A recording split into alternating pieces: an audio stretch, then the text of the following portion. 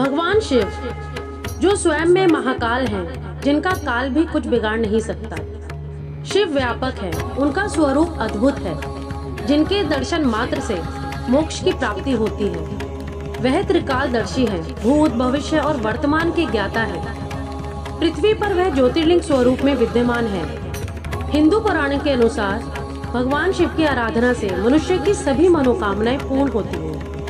शिवलिंग पर मात्र जल चढ़ाने से भगवान शिव प्रसन्न हो जाते हैं। इसीलिए हमारे सनातन हिंदू धर्म में भगवान शिव के 12 ज्योतिर्लिंगों का विशेष महत्व है और मान्यता है कि इनके दर्शन करने वाला व्यक्ति सबसे सौभाग्यशाली होता है। भगवान शिव के 12 ज्योतिर्लिंग भारतवर्ष के अलग अलग भागों में स्थित हैं। इन ज्योतिर्लिंग के दर्शन, पूजन एवं आराधना से भक्तों के जन्म जन्मांतर के सारे पाप नष्ट हो जाते हैं, दुख दूर होते हैं और धन संपदा वैभव प्रसिद्धि की प्राप्ति होती है। तो दोस्तों, आज हम आपको हमारे इस वीडियो के द्वारा भगवान शिव के 12 ज्योतिर्लिंगों की उत्पत्ति और उनकी महिमा के विषय में बताने जा रहे हैं। स्वागत है आपका हमारे चैनल द इनसाइडर वॉइस में।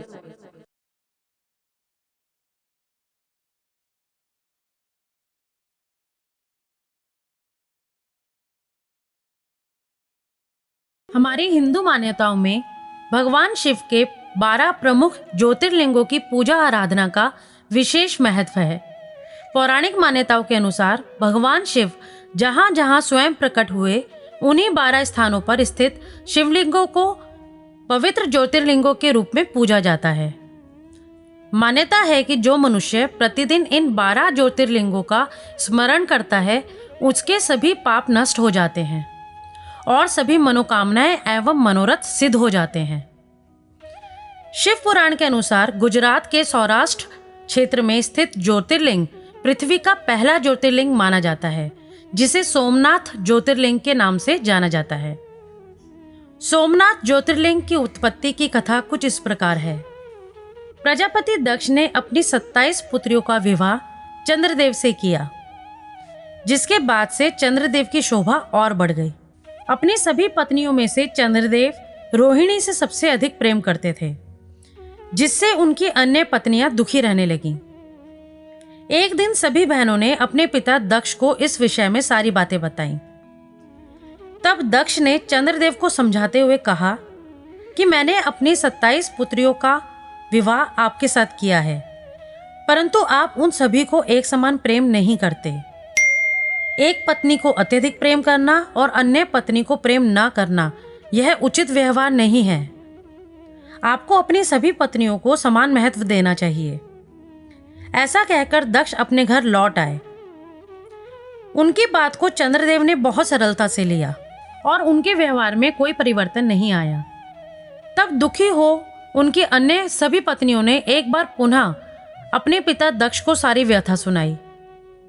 यह जानकर कि उनके समझाने के बाद भी चंद्रदेव के व्यवहार में कोई बदलाव नहीं आया, दक्ष अत्यधिक क्रोधित हो गए और क्रोध में ही उन्होंने चंद्रदेव को क्षीण व मलिन होने का श्राप दे दिया।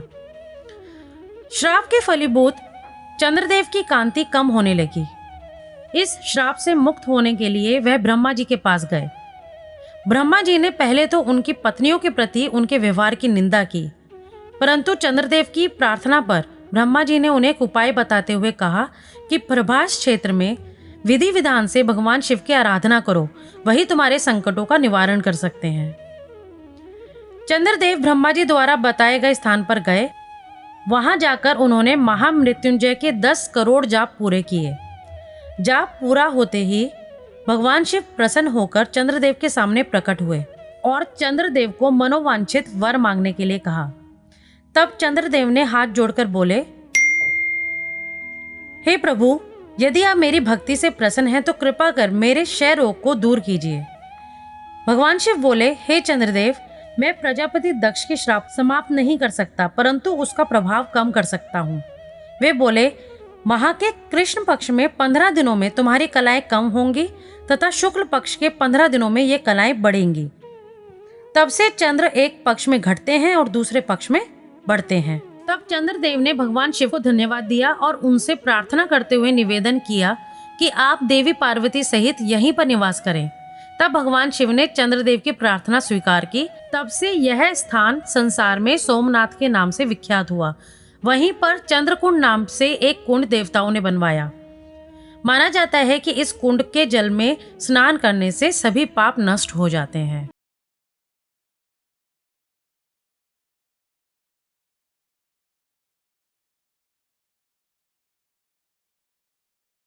आंध्र प्रदेश में कृष्णा नदी के किनारे श्रीशैल पर्वत पर श्री मल्लिकार्जुन ज्योतिर्लिंग विराजमान है। इसे दक्षिण का कैलाश कहते हैं। शिव पुराण के अनुसार मल्लिकार्जुन ज्योतिर्लिंग भगवान शिव तथा देवी पार्वती दोनों का संयुक्त रूप है। मल्लिका का अर्थ है देवी पार्वती तथा अर्जुन भगवान शिव का प्रतीक है।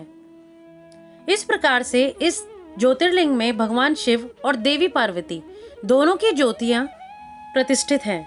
महाभारत के अनुसार श्रीशैल पर्वत पर भगवान शिव का पूजन करने से अश्वमेध यज्ञ करने का फल प्राप्त होता है। अनेक धर्म ग्रंथों में इस स्थान की महिमा का व्याख्यान है। कुछ ग्रंथों में तो यहाँ तक लिखा है कि श्रीशैल पर्वत दर्शन मात्र से लोगों के सारे कष्ट दूर हो जाते हैं। मल्लिकार्जुन ज्योतिर्लिंग की उत्पत्ति की पौराणिक कथा कुछ इस प्रकार है।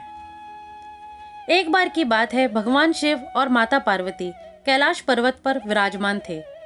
तभी उनके दोनों पुत्रों कार्तिकेय और गणेश के बीच मतभेद हो गया। कार्तिकेय का कहना था कि वे बड़े हैं, इसलिए उनका विवाह पहले होना चाहिए, किंतु श्री गणेश अपना विवाह पहले करना चाहते थे। तब दोनों भाई फैसले के लिए अपने माता पिता के पास पहुंचे। दोनों भाइयों ने सारी बातें भगवान शिव और माता पार्वती को बताईं। कुछ सोच विचार करके भगवान शिव बोले, तुम दोनों में जो कोई इस पृथ्वी की परिक्रमा करके सबसे पहले यहाँ आ जाएगा, उसी का विवाह पहले होगा। शर्त सुनते ही कार्तिकेय जी पृथ्वी की परिक्रमा करने के लिए दौड़ पड़े। इधर स्थूलकाय श्री गणेश जी, जिनका वाहन भी था चूहा, भला इतनी शीघ्रता से परिक्रमा कैसे कर सकते थे? श्री गणेश के सामने यह बहुत बड़ी समस्या थी। श्री गणेश जी शरीर से जरूर स्थूल थे, परंतु बुद्धि के वे बहुत तेज थे।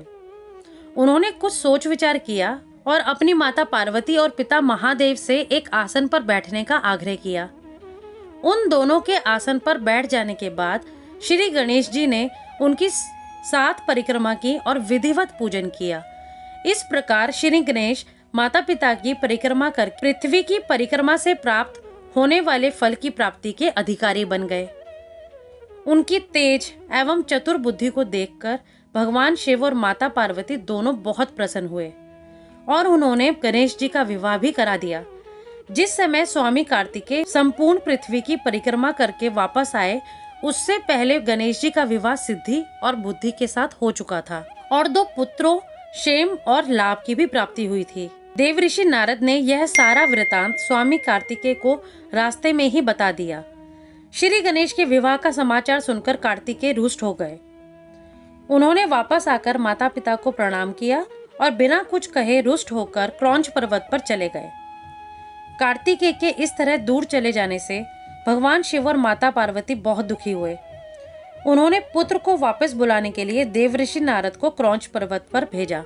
देवऋषि नारद ने बहुत प्रकार से स्वामी को मनाने का प्रयास किया, परंतु वे वापस नहीं आए। उसके बाद माता पार्वती पुत्र वियोग में व्याकुल हो गईं। वे भगवान शिव को लेकर क्रौंच पर्वत पर पहुंच गईं। इधर कार्तिकेय को जब ज्ञात हुआ कि उनके माता पिता उनसे मिलने के लिए क्रौंच पर्वत पर आ रहे हैं, तो वे वहां से लगभग 36 किलोमीटर दूर चले गए।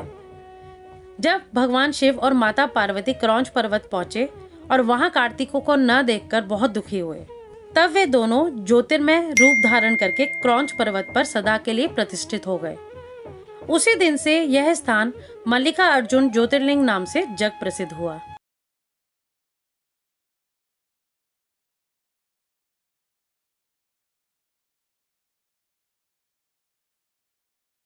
महाकालेश्वर ज्योतिर्लिंग भारतवर्ष के 12 ज्योतिर्लिंगों में से तीसरा प्रमुख ज्योतिर्लिंग है। यह मध्य प्रदेश के उज्जैन में स्थित है। यहाँ पर शिवलिंग का श्रृंगार भस्म से किया जाता है और भस्म आरती द्वारा महाकाल को जगाया जाता है। महाकालेश्वर ज्योतिर्लिंग के उत्पत्ति से संबंधित कथा कुछ इस प्रकार है। अवंतिकापुरी, जिसे आज हम उज्जैन के नाम से जानते हैं, में एक ब्राह्मण रहते थे। वे भगवान शिव के परम भक्त थे। वे प्रतिदिन विधि विधान से भगवान शिव के पार्थिव लिंग का पूजन करते थे। वे अपने घर में ही अग्नि की स्थापना कर प्रतिदिन हवन करते और सदैव ज्ञान की खोज में लगे रहते। उन ब्राह्मण के देवप्रिय, मेधाप्रिय, सुकृत एवं धर्मबाहु नाम के 4 पुत्र थे। ये चारों भी अपने पिता के समान ही सद्गुणी थे। उन सभी के कारण अवंतिका नगरी ब्रह्म तेज से परिपूर्ण थी। अवंतिका नगरी के पास ही रत्नमाला नाम का एक पर्वत था। उसी पर्वत पर दूषण नाम का एक दैत्य रहता था। उसने घोर तपस्या कर ब्रह्मा जी को प्रसन्न करके अजय होने का वर प्राप्त कर लिया। इच्छित वर प्राप्ति के बाद वह दैत्य धर्म का शत्रु ही बन गया। वह धर्म का नाश करने लगा, सभी देवताओं और मनुष्यों को परेशान करने लगा। वह ब्राह्मण एवं धर्म का पालन करने वालों पर आक्रमण कर उन पर अत्याचार करने लगा। एक दिन दूषण अपनी सेना के साथ अवंतिका नगरी पहुंचा। वहां पहुंचकर उन दैत्यों ने उस नगरी को तहस नहस करना आरंभ कर दिया। दूषण ने अपने सैनिकों को आदेश दिया कि जो भी ब्राह्मण उसकी आज्ञा का पालन न करे उसे दंडित किया जाए। सभी जगह हाहाकार मच गया। ब्राह्मणों पर होने वाले अत्याचार का समाचार जब उन चारों ब्राह्मण पुत्रों तक पहुंचा तब भी वे भयभीत नहीं हुए। उन्हें भगवान शिव पर पूर्ण विश्वास था। उन्होंने अन्य लोगों को आश्वासन देते हुए कहा कि भगवान शिव अपने भक्तों की सदैव रक्षा करते हैं, इसलिए हमें उन्हें प्रसन्न करने के लिए उनकी आराधना करनी चाहिए। ये कहकर वे चारों ब्राह्मण पुत्र अपने आराध्य भगवान शिव का पूजन करने लगे। तभी सेना सहित दूषण ध्यान मग्न उन ब्राह्मणों के पास पहुंच गया। भगवान शिव की आराधना करते देख क्रोधित हो गया। क्रोधित हो उसने अपने सैनिकों को उन्हें मार डालने का आदेश दिया। उन चारों ब्राह्मण पुत्रों पर कोई असर नहीं हुआ और वे वैसे ही ध्यान मग्न रहे। परंतु जैसे ही वह दैत्य उन ब्राह्मणों को मारने के लिए आगे बढ़े तभी उसी समय भगवान शिव पार्थिव लिंग में से प्रकट हुए। उन्होंने पल भर में ही सभी दैत्यों को मार डाला। शिव जी को साक्षात सामने पाकर वे सभी ब्राह्मण उनकी स्तुति करने लगे। भगवान शिव ने प्रसन्न होकर उन ब्राह्मण पुत्रों को वरदान मांगने के लिए कहा। अपने आराध्य भगवान शिव के वचन सुनकर ब्राह्मण पुत्र बोले, हे प्रभु, यदि आप हमारी आराधना से प्रसन्न हैं तो हम पर कृपा कर हमें अपने चरणों में स्थान दे, ताकि हम जीवन मरण के बंधन से छूट जाएं और आपके दर्शनों की हमारी अभिलाषा पूरी हो। तब अपने भक्तों की इच्छा को पूरा करते हुए सदाशिव उसी स्थान पर ज्योतिर्मय रूप में शिवलिंग में स्थित हो गए और वह लिंग महाकालेश्वर नाम से जग प्रसिद्ध हुआ। जय भोलेनाथ।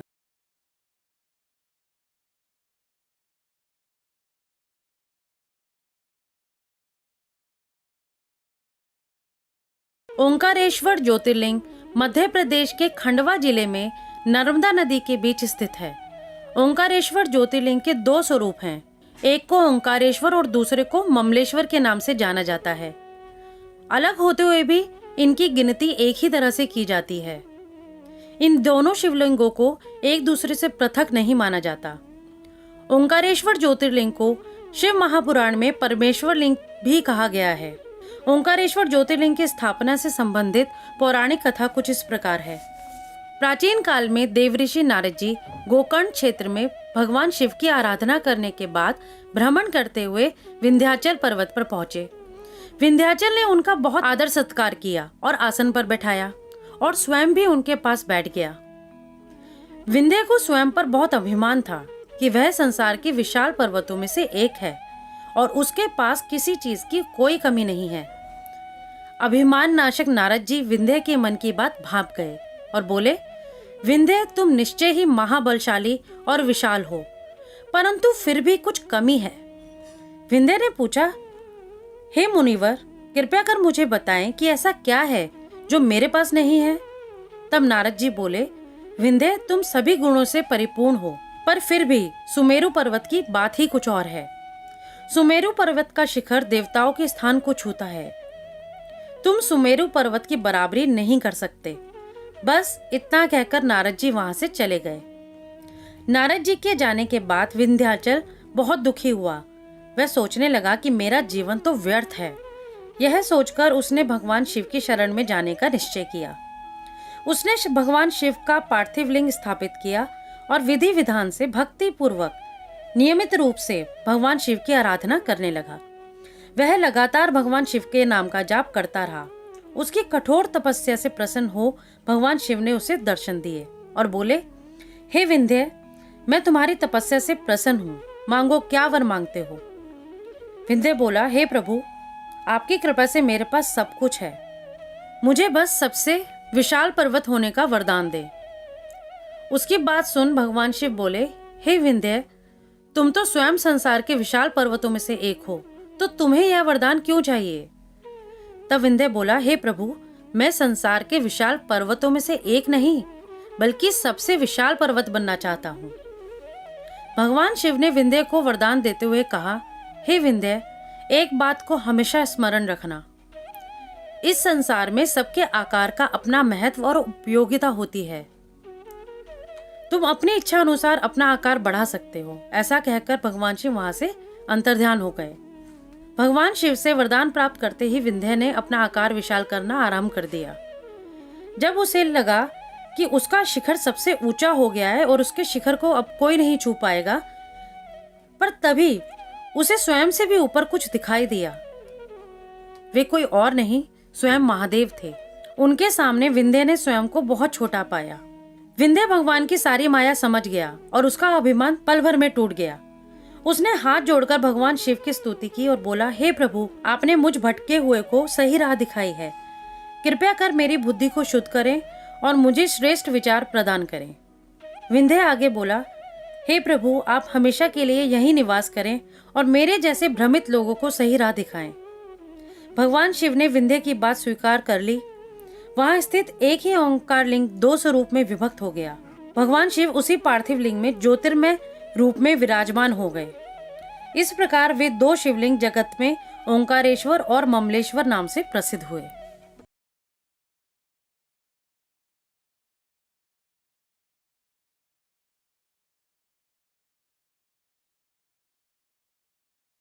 आज हम बात करेंगे भगवान शिव के 12 ज्योतिर्लिंगों में से 5वें ज्योतिर्लिंग श्री केदारनाथ के बारे में। श्री केदारनाथ ज्योतिर्लिंग भारतवर्ष के उत्तराखंड राज्य के रुद्रप्रयाग जिले में स्थित प्रमुख ज्योतिर्लिंग है। हिमालय की पहाड़ियों में केदार नामक स्थान पर स्थित यह ज्योतिर्लिंग भगवान शिव का निवास स्थान माना जाता है। पुराणों में श्री केदारनाथ ज्योतिर्लिंग की स्थापना से जुड़ी कई अलौकिक कथाएं प्रचलित हैं। स्कंद पुराण के अनुसार एक बार केदार क्षेत्र के विषय में जब पार्वती जी ने भगवान शिव से पूछा, तब भगवान शिव ने उन्हें बताया कि केदार क्षेत्र उन्हें अत्यंत प्रिय है। वे यहाँ सदा अपने गणों के साथ निवास करने आते हैं। इस क्षेत्र में वे तब से रहते हैं जब उन्होंने सृष्टि की रचना के लिए ब्रह्मा का रूप धारण किया था। स्कंद पुराण में इस स्थान की महिमा का एक वर्णन यह भी मिलता है कि एक बहेलिया था जिसे हिरण का मांस खाना अत्यंत प्रिय था। एक बार वह शिकार की तलाश में केदार क्षेत्र में आया। पूरे दिन भटकने के बाद भी उसे शिकार नहीं मिला। संध्या के समय नारद मुनि इस क्षेत्र में आए तो दूर से बहेलिया उन्हें हिरण समझकर उन पर बाण चलाने के लिए तैयार हुआ। जब तक वह बाण चलाता, सूर्य पूरी तरह से डूब गया। अंधेरा होने पर उसने देखा कि एक सर्प मेंढक को निगल रहा है। मृत होने के बाद मेंढक शिव रूप में परिवर्तित हो गया। इसी प्रकार बहेलिये ने देखा कि एक हिरण को सिंह मार रहा है। मृत हिरण शिव गणों के साथ शिवलोक जा रहा है। इस अद्भुत दृश्य को देखकर बहेलिया हैरान था। उसी समय नारद मुनि ब्राह्मण वेश में बहेलिये के समक्ष उपस्थित हुए। बहेलिये ने नारद मुनि से इस अद्भुत दृश्यों के विषय में पूछा। नारद मुनि ने उसे समझाया कि यह अत्यंत पवित्र क्षेत्र है। इस स्थान पर मृत होने पर पशु पक्षियों को भी मुक्ति मिल जाती है। इसके बाद बहेलिये को अपने पाप कर्मों का स्मरण हो आया कि किस प्रकार उसने पशु पक्षियों की हत्या की है। बहेलिये ने नारद मुनि से अपनी मुक्ति का उपाय पूछा।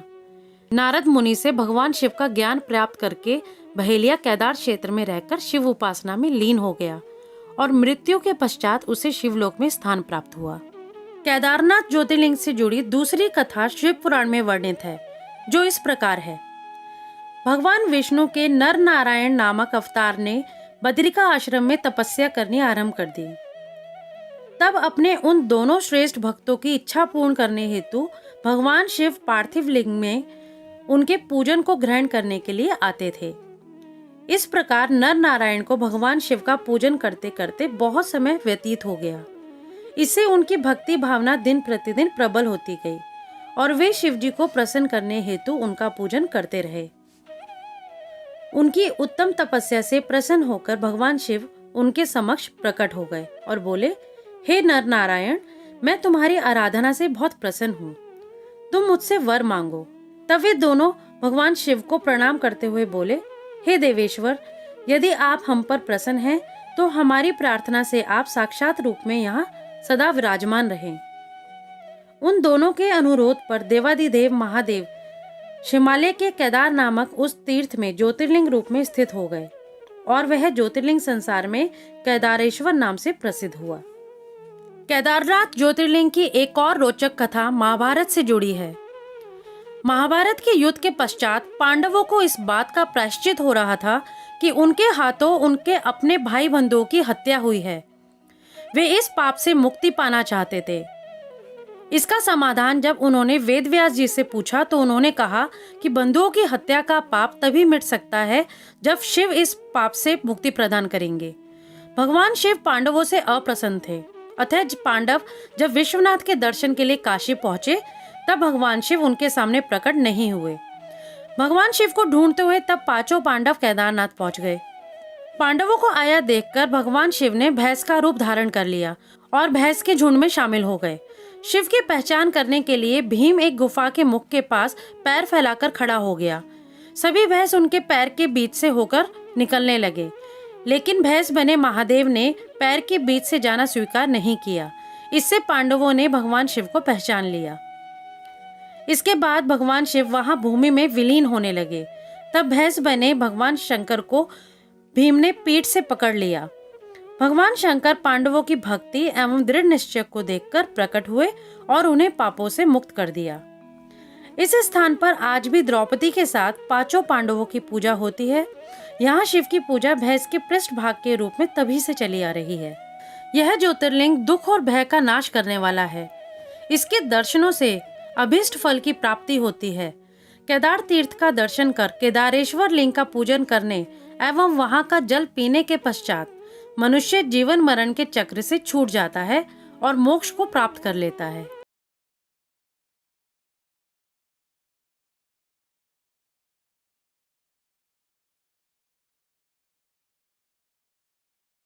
भगवान शिव के 12 ज्योतिर्लिंगों में छठा स्थान भीमाशंकर ज्योतिर्लिंग का है। यह ज्योतिर्लिंग महाराष्ट्र के पुणे से लगभग 110 किलोमीटर दूर पर्वत पर स्थित है। भीमाशंकर ज्योतिर्लिंग को मोटेश्वर महादेव के नाम से भी जाना जाता है। तो आइए जानते हैं भीमाशंकर ज्योतिर्लिंग के स्थापना से संबंधित पौराणिक कथा। प्राचीन काल में भीम नाम का एक बलशाली राक्षस अपनी माता करकटी के साथ एक पर्वत पर निवास करता था। बड़े होने के बाद भीम ने अपनी माता से पूछा कि उसके पिता कहाँ हैं, कौन हैं और हम इस प्रकार अकेले क्यों रहते हैं। उसके प्रश्नों का उत्तर देते हुए करकटी बोली, तुम्हारे पिता लंकापति रावण के छोटे भाई कुंभकर्ण थे, जिनका वध श्री राम ने किया था। करकटी ने आगे बताया कि कुंभकर्ण से पहले उसका विवाह विराध नाम के राक्षस से हुआ था। विराध का वध भी श्री राम के हाथों ही हुआ था। उसकी मृत्यु के पश्चात वह अपने माता पिता के साथ रहने लगी, लेकिन एक दिन माता पिता को एक मुनि ने श्राप द्वारा भस्म कर दिया। उसके बाद इसी पर्वत पर उसकी भेंट कुंभकर्ण से हुई और दोनों ने विवाह कर लिया और उसी समय श्री राम ने लंका पर आक्रमण कर दिया और श्री राम के हाथों कुंभकर्ण का वध हुआ। सारी बात जानकर भीम के मन में भगवान विष्णु के प्रति क्रोध हुआ और उसने भगवान विष्णु से अपने पिता की मृत्यु का बदला लेने का निश्चय कर लिया। उसने ब्रह्मा जी को प्रसन्न करने के लिए कठोर तप किया।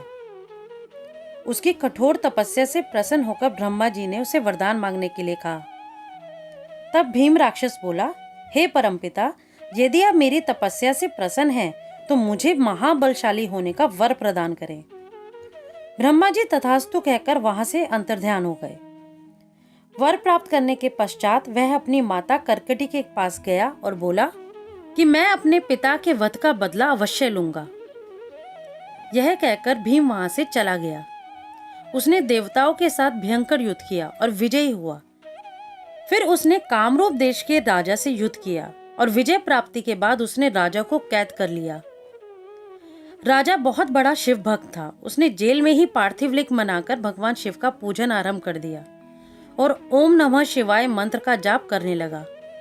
दूसरी ओर राजा की पत्नी भी भगवान शिव की आराधना करने लगी। जब राक्षस भीम को यह ज्ञात हुआ कि राजा कैद खाने में पूजा अर्चना कर रहा है, तो वह कैद खाने में पहुंचा और अपनी तलवार से भगवान शिव के पार्थिव लिंग पर वार किया और तभी उसमें से भगवान शिव प्रकट हुए और अपने त्रिशूल से तलवार के 2 टुकड़े कर दिए। फिर शिवगणों और दैत्य सेना के बीच भयंकर युद्ध हुआ। भगवान शिव ने अपने तीसरे नेत्र की ज्वाला से भीम को भस्म कर दिया। राक्षस भीम के भस्म होते ही देवताओं और ऋषि मुनियों ने उनकी जय जयकार की और साथ ही उनसे यह प्रार्थना की कि अपने भक्तों के कल्याण के लिए वे सदा के लिए राजा द्वारा स्थापित किए उस पार्थिव लिंग में विराजमान हो जाएं। देवताओं की प्रार्थना स्वीकार करते हुए भगवान शिव उस पार्थिव लिंग में सदैव के लिए विराजमान हुए और वह लिंग संसार में भीमाशंकर नाम से प्रसिद्ध हुआ।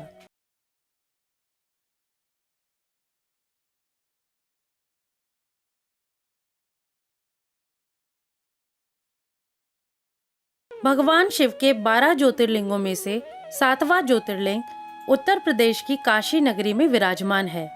शिव पुराण के अनुसार काशी विश्वेश्वर ज्योतिर्लिंग की महिमा के विषय में स्वयं भगवान शिव ने माता पार्वती को बताते हुए कहा है कि मनुष्यों को भक्ति और मुक्ति प्रदान करने वाला उत्तम धाम है काशी।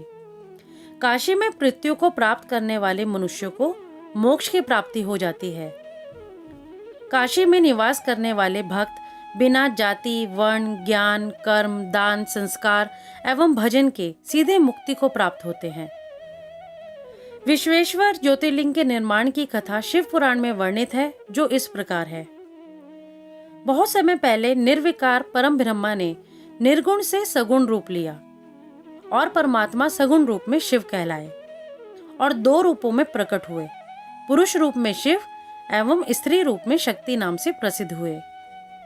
शिव और शक्ति ने मिलकर प्रकृति एवं पुरुष जो स्वयं श्री हरि विष्णु हैं की रचना की।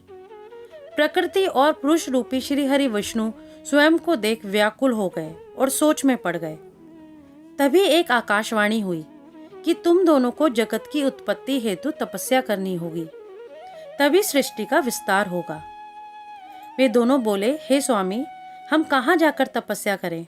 यहाँ पर कोई स्थान नहीं है जहाँ तपस्या की जा सके। तब भगवान शिव ने तुरंत ही एक सुंदर नगर की रचना कर दी। वे दोनों भगवान शिव का स्मरण कर तपस्या करने लगे। उन्हें इस तरह तपस्या करते करते बहुत समय व्यतीत हो गया। उनकी कठिन तपस्या के कारण उनके शरीर से पसीने की बूंदें निकली। उन श्वेत जल की बूंदों को गिरता हुआ देखकर भगवान श्री हरि विष्णु ने अपना सिर हिलाया। तभी उनके कान से एक मणि गिरी और वह स्थान मणिकर्णिका के नाम से प्रसिद्ध हो गया। जब उनके शरीर से निकले जल से वह नगरी बहने लगी, तब भगवान शिव ने अपने त्रिशूल की नोक पर उस नगरी को धारण कर लिया। तपस्या पूर्ण होने के पश्चात श्री हरि विष्णु तथा उनकी पत्नी प्रकृति वहीं उसी नगर में सो गए। तब शिवजी की प्रेरणा स्वरूप विष्णु जी की नाभि से कमल उत्पन्न हुआ। उसी कमल से ब्रह्मा जी उत्पन्न हुए। भगवान शिव की आज्ञा पाकर ब्रह्मा जी ने सृष्टि की रचना आरंभ कर दी। इस प्रकार जब भगवान शिव की आज्ञा से ब्रह्मा जी द्वारा ब्रह्मांड का निर्माण हो गया, तब भगवान शिव के मन में विचार आया कि इस संसार के सारे प्राणी तो कर्म पाश में बंधे रहेंगे, सांसारिक मोह माया में पड़कर भला वे मुझे किस प्रकार प्राप्त कर सकेंगे। ऐसा सोचकर भगवान शिव ने अपने त्रिशूल से उस नगरी को इस जगत में स्थापित किया। तत्पश्चात उन्होंने उसमें अपने ज्योतिर्लिंग की स्थापना कर दी। यही पंचकोशी, कल्याणदायिनी, ज्ञानदात्री एवं मोक्षदात्री नगरी काशी कहलाई। कहा जाता है कि ब्रह्मा जी का एक दिन पूरा होने पर प्रलय आती है, परंतु इस काशी नगरी का नाश असंभव है, क्योंकि प्रलय के समय भगवान शिव इस काशी नगरी को अपने त्रिशूल पर धारण कर लेते हैं और इस तरह वर्तमान समय में काशी मोक्ष देने वाली नगरी के रूप में प्रसिद्ध है। जय भोलेनाथ।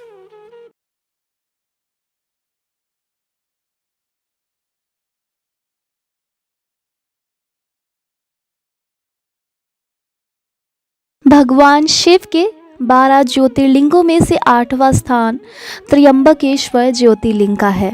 ये ज्योतिर्लिंग महाराष्ट्र के नासिक जिले में स्थित है। तो चलिए जानते हैं त्र्यंबकेश्वर ज्योतिर्लिंग की स्थापना से जुड़ी एक रोचक पौराणिक कथा के बारे में। प्राचीन काल में गौतम नाम के महर्षि अपनी पत्नी अहिल्या के साथ दक्षिण दिशा में ब्रह्मगिरी नामक पर्वत पर रहते थे।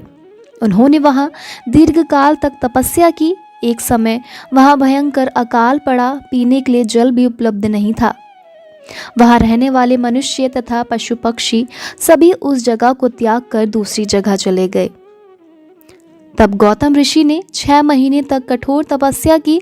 उनकी तपस्या से प्रसन्न होकर वरुण देव ने उन्हें साक्षात दर्शन दिए और वर मांगने के लिए कहा। तब महर्षि गौतम ने कहा कि हे वरुण देव, आप तो सर्वज्ञाता है। आप जानते हैं कि वर्षा न होने के कारण सभी प्राणी व्याकुल है। तो मैं चाहता हूं कि वर्षा हो जाए और सभी प्राणियों के दुख दूर हो जाए।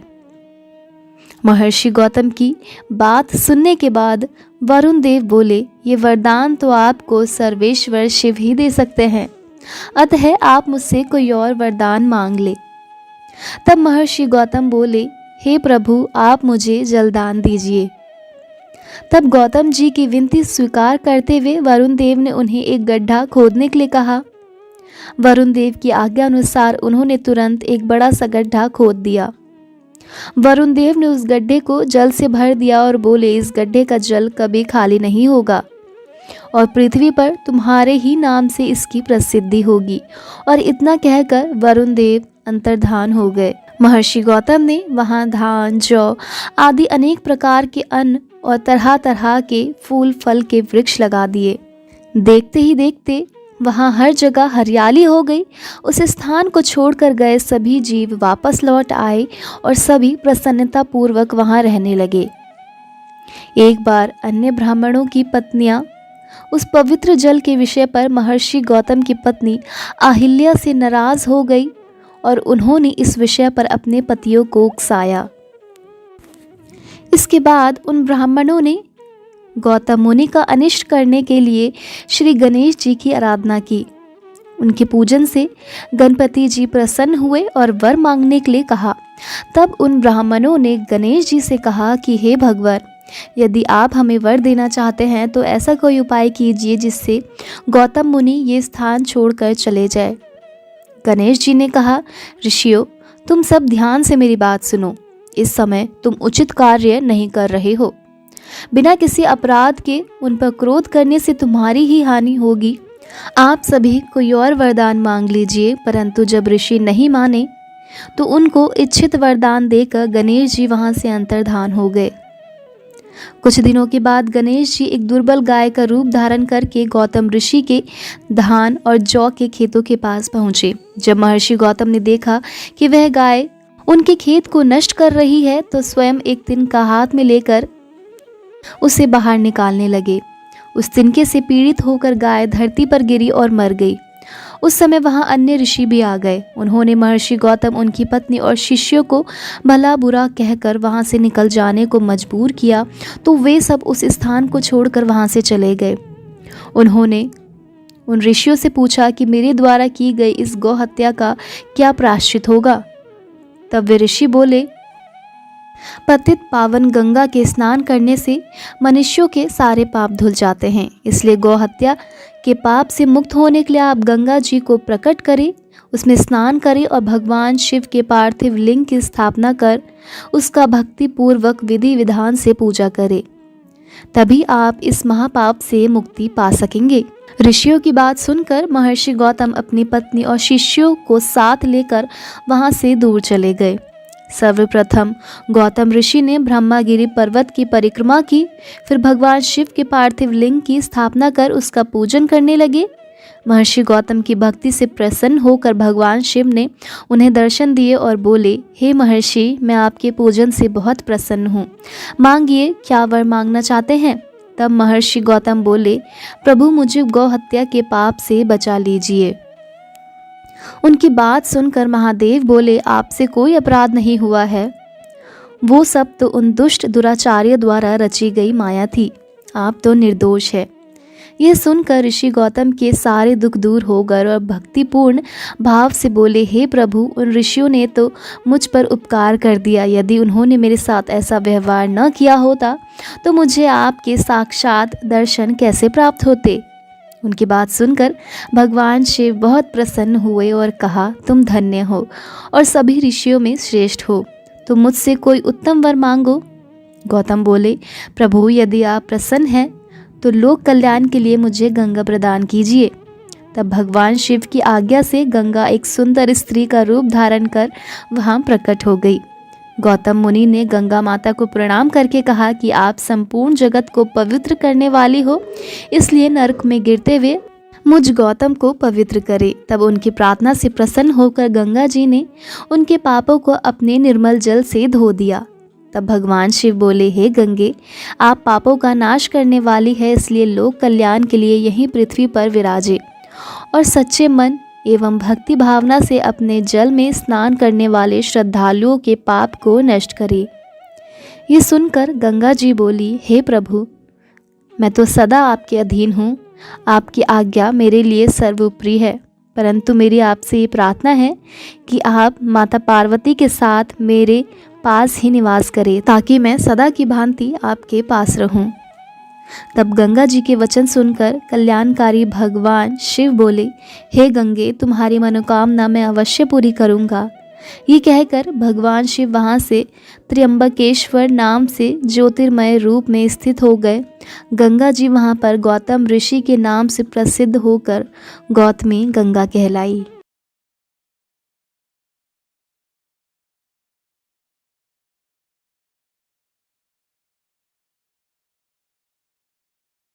भगवान शिव के 12 ज्योतिर्लिंगों में से 9वां स्थान है वैद्यनाथ ज्योतिर्लिंग का। ये ज्योतिर्लिंग झारखंड के देवघर में स्थित है। इस स्थान को बाबा बैजनाथ धाम के नाम से भी जाना जाता है। कहते हैं कि भोलेनाथ यहाँ आने वाले सभी लोगों की मनोकामनाएं पूर्ण करते हैं, इसलिए इस शिवलिंग को कामना लिंग भी कहते हैं। तो आइए जानते हैं इस पवित्र ज्योतिर्लिंग की पौराणिक कथा जो जुड़ी है लंकापति रावण से। एक बार लंकापति रावण ने भगवान शिव को प्रसन्न करने के लिए बहुत भक्ति भावना से आराधना की। रावण ने कैलाश पर्वत पर शिव जी की बहुत तपस्या की, परंतु भगवान शिव प्रसन्न नहीं हुए। तब रावण पास में स्थित वन में चला गया और एक स्थान पर उसने अग्नि प्रज्वलित की। वहीं पास में उसने शिव जी की प्रतिमा स्थापित की। फिर उसने भगवान शिव को प्रसन्न करने के लिए कठोर तपस्या आरंभ कर दी। गर्मी में पांचों ओर अग्नि से घिरकर, वर्षा में खुले आसमान के नीचे, सर्दियों में जल के भीतर खड़े रहकर कठिन तपस्या की, फिर भी भगवान शिव प्रसन्न नहीं हुए। तब लंकापति रावण ने अग्नि में अपने सिर को काटकर भेंट करना शुरू कर दिया। इस तरह एक एक करके रावण ने अपने 9 सिर अग्नि को भेंट कर दिए, परंतु जब 10वीं बार वह अपना सिर काटने लगा तभी वहां भगवान शिव प्रकट हुए। भगवान शिव के साक्षात दर्शन पाकर वह बारंबार उनकी स्तुति करने लगा। तब भगवान शिव बोले, हे लंकापति रावण, मांगो, क्या मांगना चाहते हो। रावण बोला, हे देवों के देव महादेव, यदि आप मेरी तपस्या से संतुष्ट है तो मुझ पर कृपा कर मेरे साथ लंका चलकर रहे और मेरे आतिथ्य को स्वीकार करे। मैं आपकी शरण में आया हूँ, कृपया कर मेरे मनोरथ को पूर्ण करे। ऐसे में रावण की बात सुनकर भगवान शिव आश्चर्य में पड़ गए। भगवान शिव ने रावण को अपना ज्योतिर्मय लिंग प्रदान किया और कहा कि मैं इस शिवलिंग में ज्योतिर्मय रूप से स्थित हूँ, इसलिए तुम इसे अपने स्थान पर ले जाओ, पर एक बात का ध्यान रखना कि इसे रास्ते में कहीं भी भूमि पर न रखना, अन्यथा तुम इसे आगे नहीं ले जा सकोगे और यह वहीं पर स्थित हो जाएगा। तब भगवान शिव का आशीर्वाद एवं शिवलिंग लेकर रावण वहां से अपने राज्य की ओर चल दिया। रास्ते में शिवजी की माया से रावण को लघुशंका की इच्छा हुई। तभी उसने एक ग्वाले को वहां से जाते हुए देखा। उसने ग्वाले से प्रार्थना पूर्वक शिवलिंग को पकड़ने के लिए कहा और साथ ही भूमि पर न रखने का भी निर्देश दिया।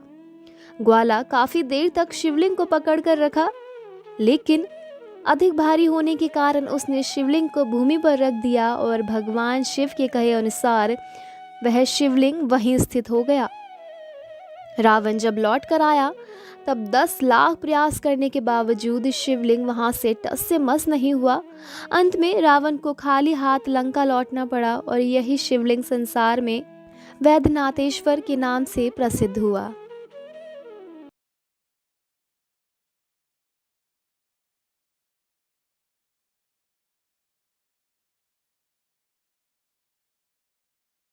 भगवान शिव के 12 ज्योतिर्लिंगों में से 10वां स्थान नागेश्वर ज्योतिर्लिंग का है। नागेश्वर ज्योतिर्लिंग गुजरात के द्वारकापुरी से लगभग 25 किलोमीटर की दूरी पर स्थित है। यहाँ भगवान शिव स्वयं नागेश्वर तथा देवी पार्वती नागेश्वरी के रूप में विराजमान है। नागेश्वर शब्द का अर्थ है नागों के भगवान। नाग जो हमेशा भगवान शिव की गर्दन के चारों ओर लिपटे हुए उनकी शोभा को बढ़ाते हैं। जितना अद्भुत और आदित्य ये ज्योतिर्लिंग है, उतनी ही अद्भुत और आदित्य है इसकी कथा। आइए जानते हैं इस ज्योतिर्लिंग से संबंधित पौराणिक कथा के बारे में। प्राचीन समय में दारुक नाम का एक राक्षस था। उसकी पत्नी का नाम दारुका था। वे दोनों पश्चिम में स्थित सुंदर वन में रहते थे जो समुद्र से बहुत पास था। वहाँ रहने वाले मनुष्य और सभी जीव दोनों के अत्याचारों से काफ़ी ज़्यादा दुखी थे। एक दिन वे सभी ऋषि ओर्व के पास पहुँचे और उन्हें अपने दुख का कारण बताया और प्रार्थना की कि हम सब आपकी शरण में आए हैं, अतः आप हमारी रक्षा करें। उन सभी की बात सुनकर ऋषि बोले, आप चिंता ना करें, अधर्मियों का नाश अवश्य ही होता है। उन्हें आश्वासन देकर उन्होंने वापस भेज दिया। उन सभी के जाने के बाद ऋषि ओर्व ने जन कल्याण हेतु तपस्या की और उन्होंने राक्षसों को श्राप दिया कि जब कोई राक्षस किसी धार्मिक कार्य में व्यवधान पहुंचाएगा या इस पृथ्वी लोक पर हिंसा करेगा तो वह वही मृत्यु को प्राप्त होगा। ऋषि ओर्व के श्राप देने के बाद देवताओं ने उन पर आक्रमण कर दिया। देवताओं और दानवों के बीच बड़ा भयानक युद्ध हुआ। हजारों राक्षसों को देवताओं ने अपने प्रहार से मार गिराया। दानवों को इस प्रकार प्रताड़ित होता देखकर दारुका को अपना वर याद आया। दारुका ने कठिन तपस्या कर उनसे वरदान प्राप्त किया था कि वह जहाँ भी जाएगी अपने वन को भी साथ ले जा सकती है। बस ये वर याद आते ही उसने राक्षसों से कहा कि आप सभी इस प्रकार भयभीत ना हो, मैं आपका भय अवश्य दूर करूंगी। ये कहकर दारुका ने राक्षसों के साथ उस वन को उठाकर समुद्र के मध्य में स्थित कर दिया। वहाँ वे सभी दानव भयमुक्त रहने लगे। वहाँ पर भी उनके अत्याचार खत्म नहीं हुए। वहाँ के जानवरों और समुद्र में रहने वाले जीवों पर उनके क्रूर अत्याचार शुरू हो गए। एक दिन दारुका ने देखा कि बहुत से मनुष्य नावों में बैठकर उसके वन के पास से गुजर रहे हैं। दारुका ने ये सूचना अन्य दानवों को दी। दानवों ने उन मनुष्यों को पकड़कर कैद कर लिया।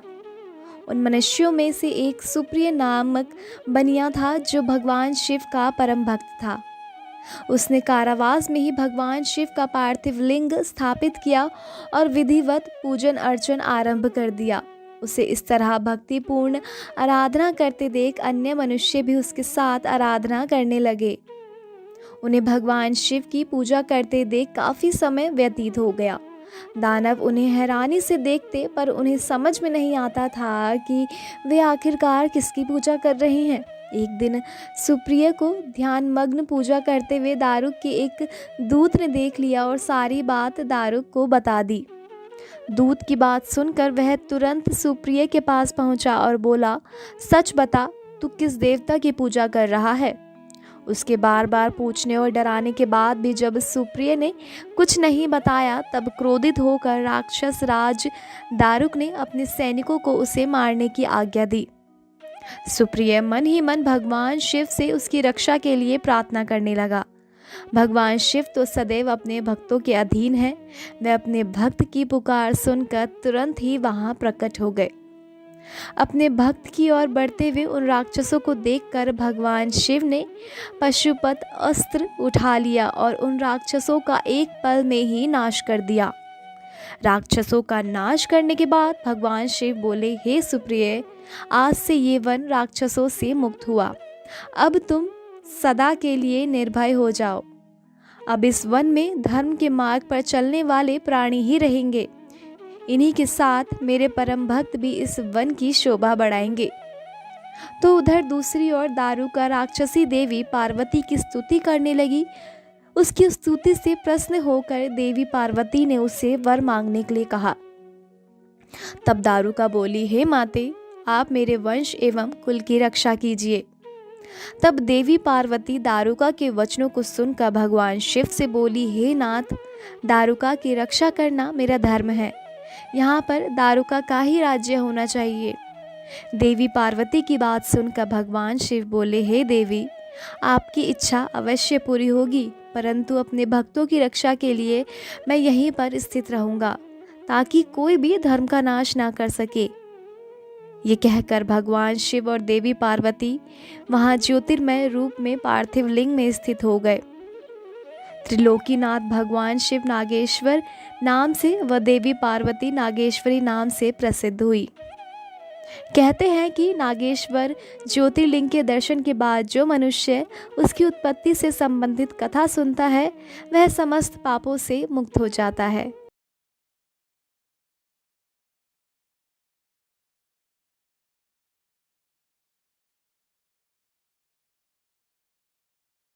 दक्षिण भारत में तमिलनाडु राज्य के रामनाथपुरम जिले में स्थित रामेश्वरम मंदिर भगवान शिव के 12 ज्योतिर्लिंगों में से प्रमुख ज्योतिर्लिंग है। इस ज्योतिर्लिंग की यह मान्यता है कि इसकी स्थापना स्वयं भगवान श्री राम ने की थी।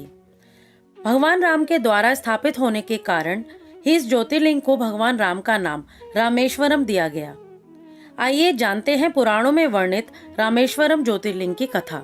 भगवान श्री हरि विष्णु ने अयोध्या के राजा दशरथ के घर उनके बेटे राम के रूप में अवतार लिया ताकि वे रावण का संहार करके पृथ्वी को दुष्टों से मुक्त करा सके। श्री राम का विवाह जनक नंदिनी देवी सीता से हुआ था। अपनी माता कैकेयी के मांगे वरदान के अनुसार वे 14 वर्षों के लिए वनवास गए। एक दिन जब श्री राम व लक्ष्मण कुटिया से बाहर गए तब रावण ने सीता का हरण कर लिया और उन्हें लंका ले गया। श्री राम अपनी पत्नी की खोज करते हुए अपने भाई लक्ष्मण के साथ किष्किंधा पर्वत पहुंचे। वहीं पर उनकी मित्रता सुग्रीव से हुई, जिसे उसके भाई बाली ने राज्य से निकाल दिया था। तब श्री राम ने उसकी सहायता की। श्री राम ने बाली को मारकर सुग्रीव को किष्किंधा का राजा बना दिया। सुग्रीव ने श्री राम की पत्नी देवी सीता की खोज के लिए अपनी वानर सेना को चारों ओर तलाश करने के लिए भेजा। श्री हनुमान जी ने माता सीता को लंका में ढूंढ लिया और श्री राम का संदेश उन तक पहुंचाया। जब श्री राम को ज्ञात हुआ कि उनकी पत्नी का हरण लंकाधिपति रावण ने किया है तो उन्होंने वानर सेना के साथ लंका की ओर प्रस्थान किया। जब उनकी सेना दक्षिणी छोर पर समुद्र के किनारे पहुंची तो उन्हें चिंता हुई कि सेना इस अथाह सागर को कैसे पार करेगी। वे इसी सोच विचार में डूब गए। तभी श्री राम को प्यास लगी और उन्होंने पानी मांगा।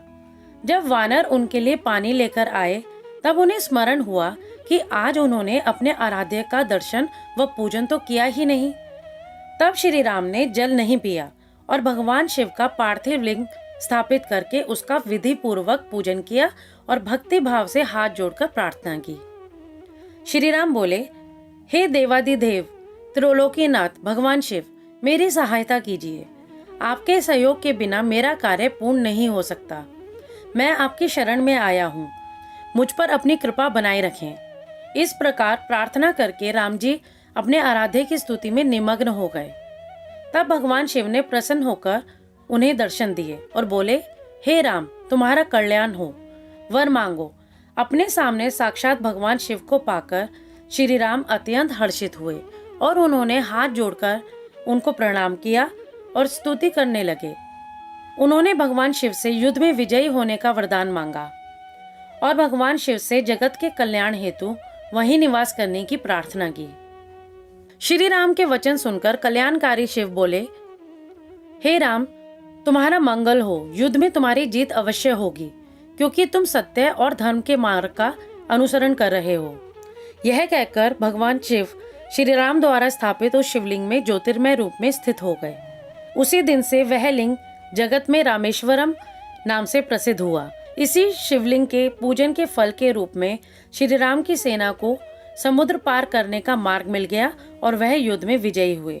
श्री राम ने रावण एवं अन्य राक्षसों का संहार किया और अपनी पत्नी सीता को मुक्त कराया। यह रामेश्वर ज्योतिर्लिंग भक्तों को भोग और मोक्ष प्रदान करने वाला है। इस शिवलिंग को गंगा जल से स्नान कराने से मोक्ष की प्राप्ति होती है और मनुष्य जीवन मरण के बंधनों से मुक्त हो जाता है। रामेश्वरम ज्योतिर्लिंग की महिमा सुनने वालों के सभी पापों का नाश हो जाता है।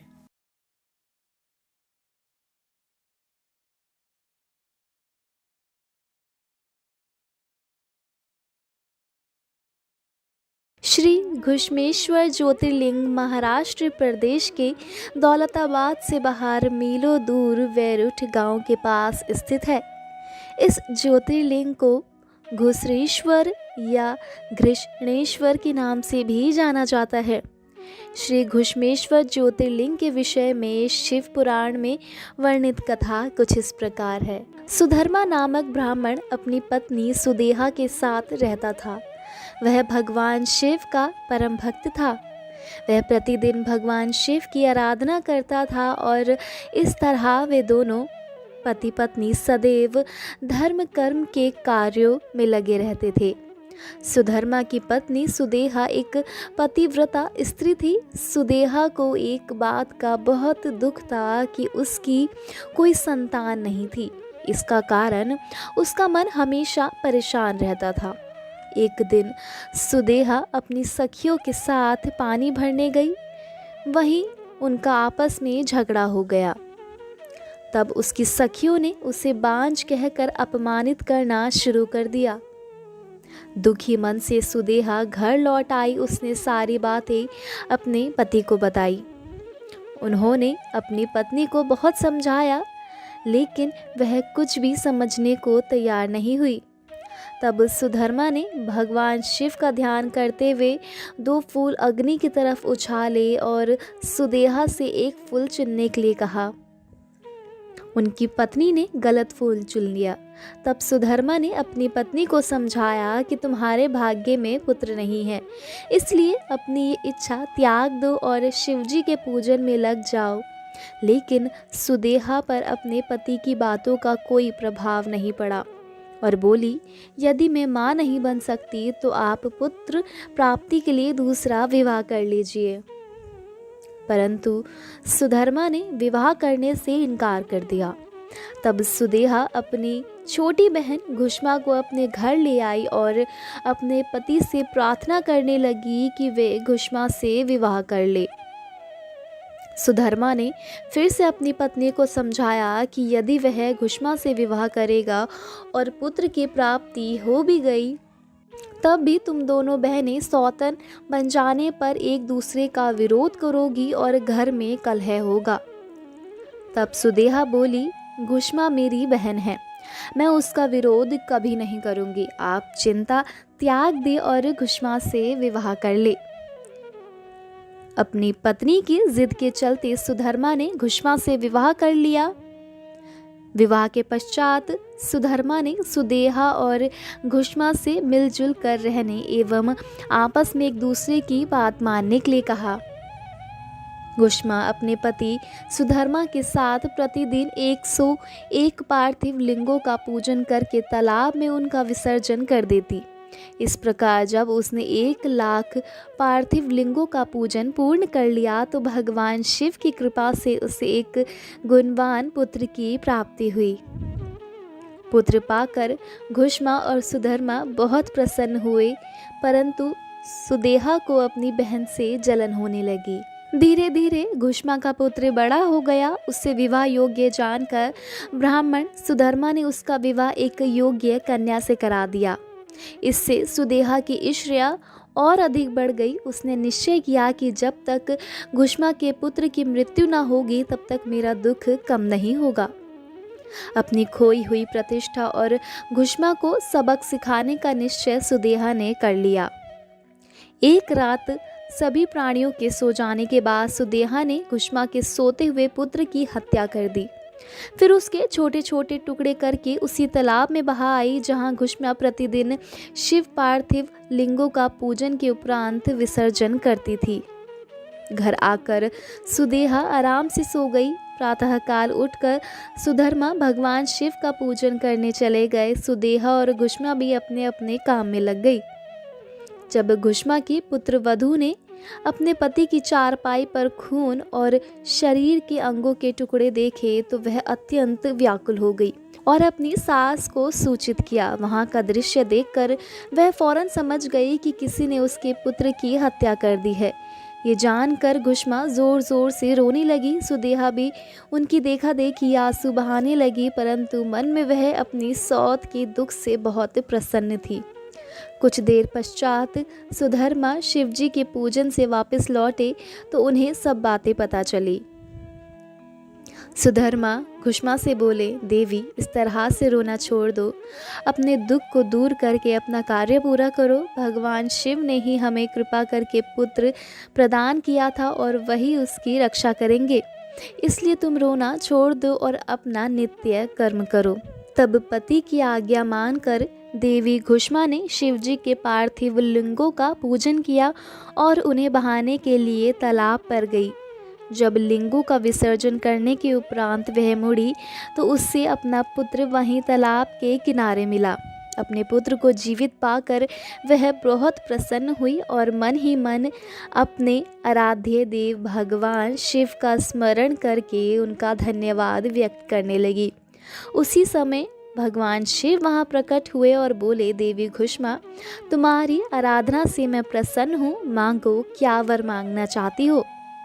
तुम्हारी बहन सुदेहा ने ही तुम्हारे पुत्र की हत्या की थी, परंतु मैंने इसे पुनर्जीवित कर दिया है। मैं तुम्हारी सौत को उसकी करनी का दंड अवश्य दूंगा। भगवान शिव के वचन सुनकर देवी घुष्मा बोली, हे नाथ, सुदेहा मेरी बड़ी बहन है, इसलिए आप उनका अहित ना करें। तब शिवजी बोले, तुम्हारी सौत ने तुम्हारे पुत्र को मारा, फिर भी तुम उसको दंड नहीं देना चाहती हो। यह सुनकर घुष्मा ने कहा कि हे देवाधिदेव, उपकार करने वालों पर भी उपकार करना चाहिए। यह मैंने भगवद वाक्य में पढ़ा है और मैं यही मानती भी हूँ, अतः आप सुदेहा को क्षमा कर दे। तब घुष्मा की बात सुनकर शिवजी बोले, ठीक है, जैसा तुम चाहती हो वैसा ही होगा, तुम और कोई वर मांगो। ये सुनकर घुष्मा बोली, हे प्रभु, आप इस जगत का हित व कल्याण करने हेतु यही निवास करें। तब शिवजी बोले, हे देवी, तुम्हारी इच्छा पूरी करने हेतु मैं तुम्हारे ही नाम से घुष्मेश्वर कहलाता हुआ यहाँ निवास करूँगा। यह कहकर शिवजी ज्योतिर्मय रूप में शिवलिंग में स्थित हो गए। वह सरोवर शिवालय नाम से प्रसिद्ध हुआ। इस सरोवर के दर्शनों के बाद घुष्मेश्वर लिंग का दर्शन करने से अभिष्ट फलों की प्राप्ति होती है। इस प्रकार शिवजी वहाँ सदा के लिए स्थित हो गए। उधर सुधर्मा भी सुदेहा के साथ वहाँ आ पहुँचे और उन्हें सारी बातें ज्ञात हो गई। सुदेहा अपने करने पर बहुत लज्जित हुई और उसने सबसे क्षमा याचना मांगी। उसके मन का मैल धुल गया। तत्पश्चात उन सब ने मिलकर शिवजी की 101 परिक्रमा की और उसके बाद सुखपूर्वक घर को चले गए।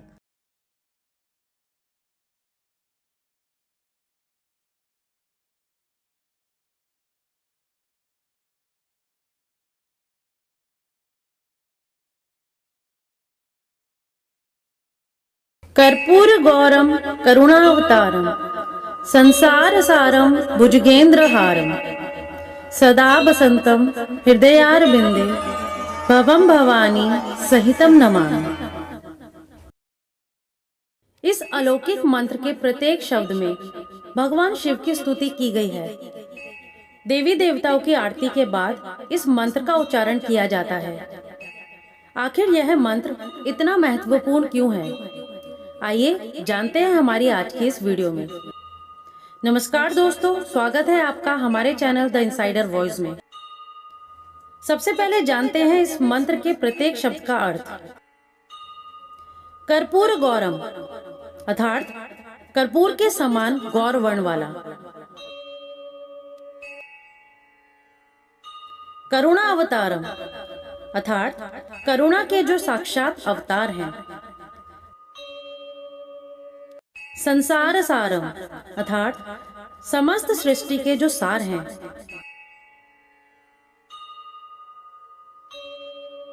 भुजगेंद्र हारम जो सांप को हार के रूप में धारण करते हैं। सदा वसंतम हृदयारविंदे भवम भवानी सहितम नमामि अर्थात जो शिव पार्वती के साथ सदैव मेरे हृदय में निवास करते हैं, उनको मेरा नमन है। हिंदू धर्म में श्रद्धालु मंदिरों में या घरों में होने वाली दैनिक पूजा विधान में देवी देवताओं की आरती पूर्ण होने के बाद कुछ वैदिक मंत्रों का उच्चारण अनिवार्य रूप से करते हैं। सभी देवी देवताओं की स्तुति के मंत्र भी अलग अलग हैं, लेकिन जब भी यज्ञ या पूजा संपन्न होती है, उसके बाद आरती की जाती है और आरती के पूर्ण होते ही इस दिव्य व अलौकिक मंत्र को विशेष रूप से बोला जाता है। भगवान शिव की ये स्तुति शिव पार्वती विवाह के समय विष्णु द्वारा गाई हुई मानी गई है। ये माना जाता है कि भगवान शिव जी शमशानवासी हैं। उनका स्वरूप बहुत भयंकर और अघोरी प्रवृत्ति वाला है, लेकिन ये स्तुति बताती है कि उनका स्वरूप बहुत दिव्य और सुंदर है। भगवान शिव को सृष्टि का अधिपति माना गया है। वे मृत्यु लोक के देवता हैं। उन्हें पशुपति नाम से भी जाना जाता है। पशुपति का अर्थ है संसार के जितने भी जीव हैं, उन सब का अधिपति। ये स्तुति इसी कारण से गाई जाती है कि जो इस समस्त संसार का अधिपति है, वो हमारे मन में वास करे। शिव शमशानवासी हैं, जो मृत्यु के भय को दूर करते हैं। ऐसे भगवान शिव हमारे मन में वास कर मृत्यु का भय दूर करें। भगवान शिव के प्रिय गणों में नंदी सबसे अधिक महत्व रखते हैं। किसी भी मंदिर में भगवान शिव से पहले नंदी की आराधना की जाती है। लेकिन क्या आप जानते हैं कि आखिर नंदी को ही भगवान शिव ने अपनी सवारी के लिए क्यों चुना? आखिर नंदी को ही यह विशेष अधिकार प्राप्त क्यों हुआ? प्राचीन समय की बात है, शिलाद नामक एक धर्मात्मा मुनि थे। एक बार पुत्र कामना से शिलाद ऋषि ने देवराज इंद्र की तपस्या की। उनकी तपस्या से प्रसन्न होकर देवराज इंद्र ने उन्हें दर्शन दिए और वर मांगने के लिए कहा। तब शिलाद ऋषि ने पुत्र प्राप्ति की इच्छा उनके समक्ष रखी। उनकी बात सुनकर देवराज इंद्र ने कहा कि हे ऋषिवर, मैं आपकी इच्छा को पूरा करने में असमर्थ हूँ, अतः आप परमपिता परमेश्वर भगवान शिव की आराधना करें। वे ही आपकी इच्छा पूरी करने में सक्षम हैं। यह सुनकर शिलाद ऋषि प्रसन्न होकर पूर्ण भक्ति भावना और श्रद्धा पूर्वक देवादिदेव भगवान शिव की तपस्या में लीन हो गए। शिलाद ऋषि की कठोर तपस्या से प्रसन्न होकर भगवान शिव ने आखिरकार उन्हें साक्षात दर्शन दिए और इतनी कठोर तपस्या करने का कारण पूछा।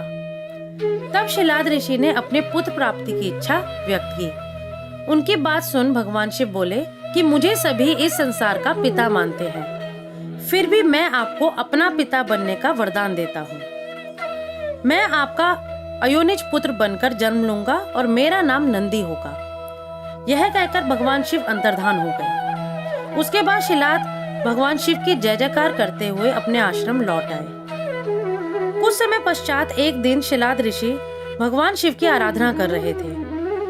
तभी यज्ञ कुंड में से एक बालक उत्पन्न हुआ, जिसके तेज से सभी की आंखें बंद हो गईं। उस बालक का तेज अग्नि के तेज के समान प्रभावशाली और प्रकाशमान था। शिलाद ऋषि अपने सम्मुख तेजस्वी बालक को देखकर आनंद से झूम उठे और भगवान शिव की स्तुति करने लगे।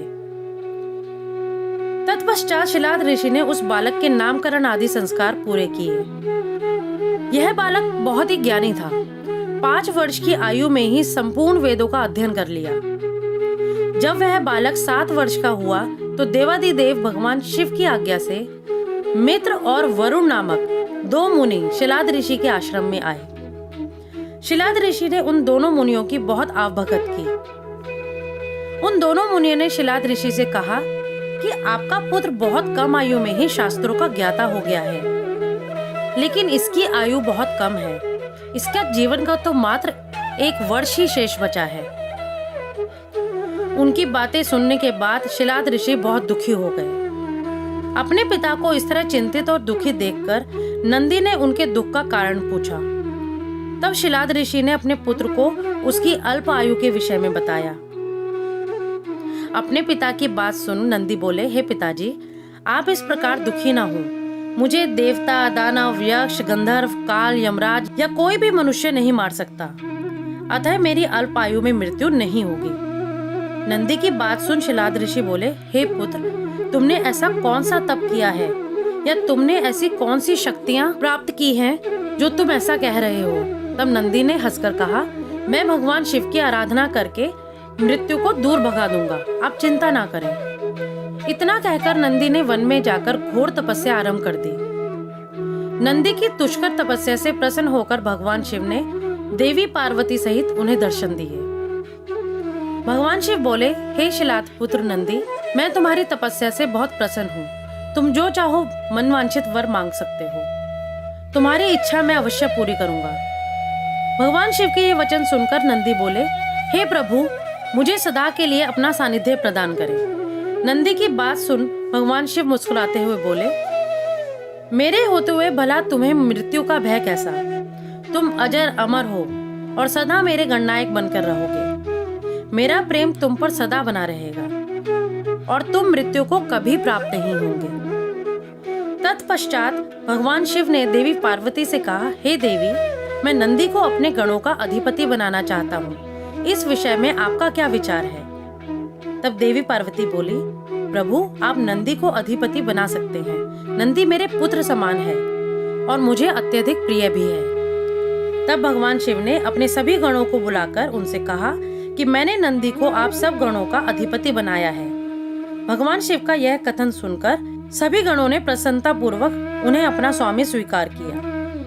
तत्पश्चात सभी देवता और मुनियों ने नंदीश्वर का अभिषेक किया। भगवान शिव ने नंदीश्वर को प्रेम पूर्वक अपने गले लगाया और उन्हें बैल का मुख देकर अपनी सवारी बनाया और नंदीश्वर को सदा के लिए अपना सानिध्य प्रदान किया। और तभी से भगवान शिव के साथ नंदीश्वर की प्रतिमा भी स्थापित की जाती है और मान्यता है कि भक्तों की मनोकामना भगवान शिव तक नंदीश्वर स्वयं पहुंचाते हैं। तो दोस्तों, आशा करती हूँ आपको हमारी यह वीडियो पसंद आई होगी। तो हमारी वीडियो को लाइक करें और चैनल को सब्सक्राइब करें। तो फिर मिलते हैं हमारी अगली वीडियो में। तब तक के लिए नमस्कार।